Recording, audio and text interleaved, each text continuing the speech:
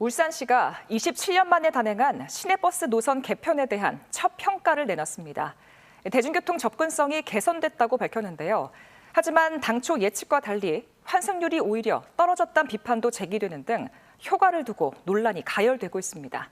김홍희 기자가 취재했습니다. 광역시 승격 이후 울산시가 버스 노선을 처음으로 전면 개편한 건 지난해 12월이었습니다. 하지만 배차 간격이 길어지고 환승이 어려워졌다는 민원이 쏟아지자 울산시는 지난 7월까지 4차례에 걸쳐 노선을 수정했습니다.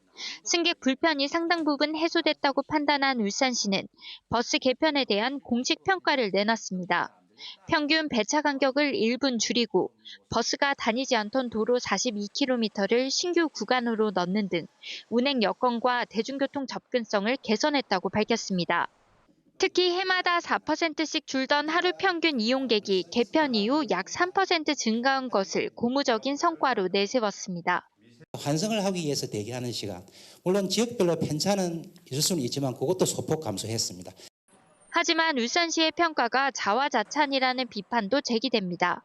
승객이 늘어난 것은 고령자와 초등학생 버스 요금을 무료화한 영향이 크다는 겁니다. 또 긴 노선을 없애는 대신 환승 편의를 높였다는 울산시 설명과 달리 환승률이 개편 전보다 오히려 0.9% 떨어진 건 문제라고 지적했습니다.